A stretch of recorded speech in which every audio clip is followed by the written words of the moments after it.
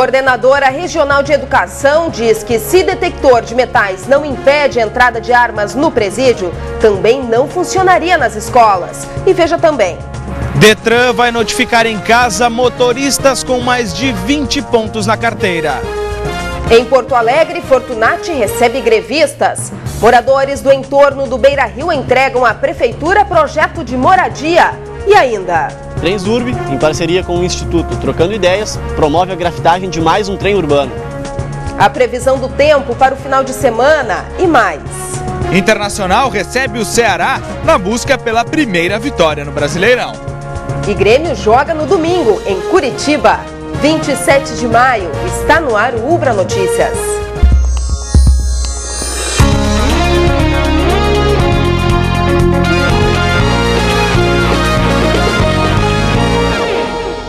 Boa noite. O Detran repassou à brigada a responsabilidade de intimar na porta de casa os motoristas com mais de 20 pontos na carteira. A Brigada Militar recebeu as notificações do Detran.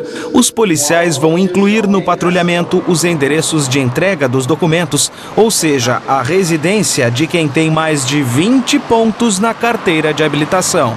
Vai entregar a notificação, recebe a assinatura do recebimento dessa notificação e o cidadão vai entregar num órgão de trânsito. No final do ano passado, o Detran Gaúcho notificou por decreto 10.800 condutores. Eles deveriam entregar a carteira de habilitação e iniciar o processo de reciclagem. Esses motoristas foram notificados por AR, inclusive 3 vezes. A partir destas notificações e de um edital publicado no Diário Oficial não atendido é que chegamos neste ponto. O Procurador-Geral de Justiça do Estado afirma que a medida vai proporcionar economia para o Rio Grande do Sul, já que vai utilizar o próprio patrulhamento.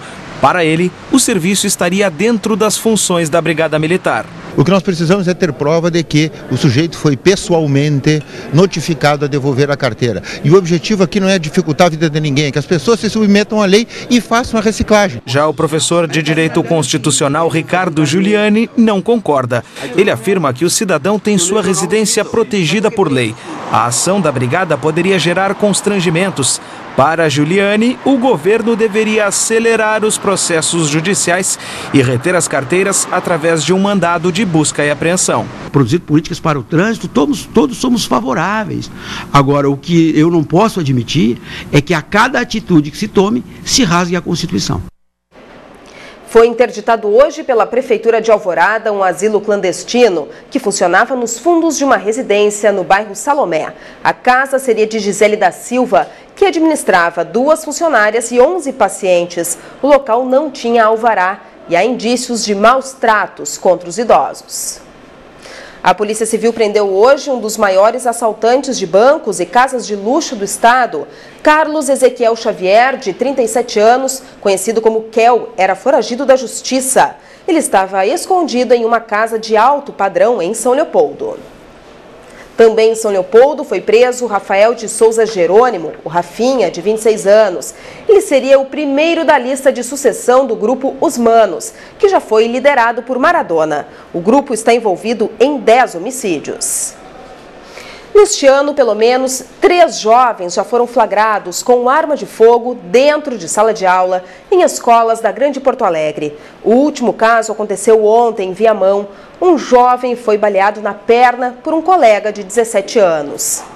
Por telefone, a coordenadora regional de educação, Rosimere de Freitas da Silva, comparou a escola a um presídio. Disse que a solução para inibir que alunos levem armas para a escola seria instalar detectores de metais. Mas nem presídios que têm a tecnologia impedem a entrada do armamento.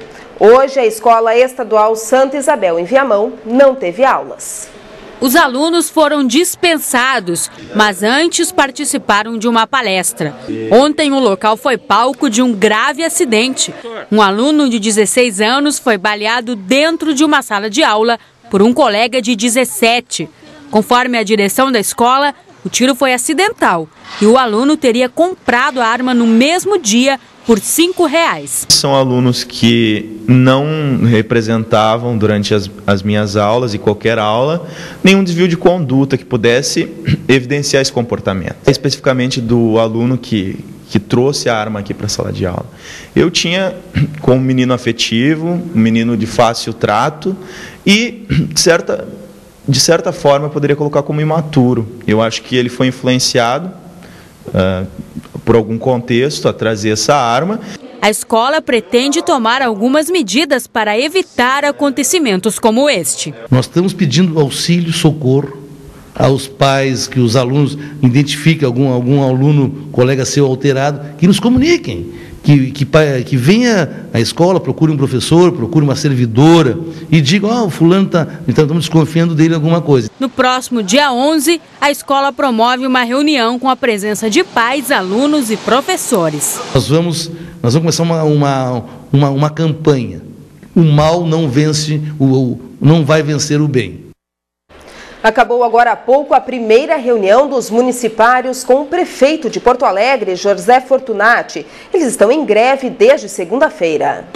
Sindicato dos Municipários e representantes da prefeitura marcaram um novo encontro para amanhã para discutir detalhes do acordo em andamento. Na segunda, há mais uma assembleia para que os servidores deem um parecer sobre a possível solução.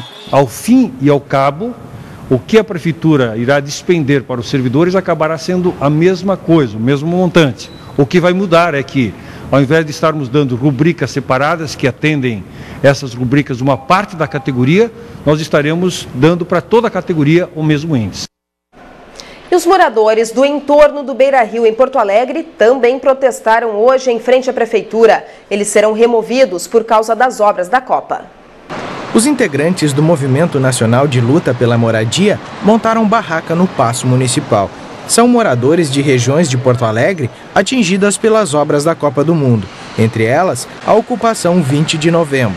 30 famílias instaladas provisoriamente há cerca de 4 anos na Avenida Padre Cacique, ao lado do Beira-Rio. Eles pedem a agilidade do processo que tramita há 3 anos na Prefeitura para o reassentamento das famílias. Nós só queremos aprovação desse projeto para poder negociar com o Ministério das Cidades e a Secretaria de Patrimônio da União o reassentamento dessas famílias que estão do lado do Beira-Rio. O movimento criou um projeto para um prédio da extinta Rede Ferroviária Federal que fica na Avenida Barros Cassal, próximo a Farrapos. O edifício teria capacidade para 42 apartamentos. O secretário de Governança de Porto Alegre comenta que algumas famílias estão sendo reassentadas em empreendimentos do programa Minha Casa Minha Vida do governo federal.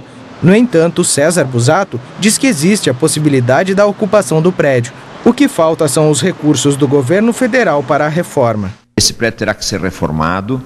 Nós estamos nesse momento com esse processo no DEP, porque nós temos que melhorar as condições de esgotamento sanitário deste prédio.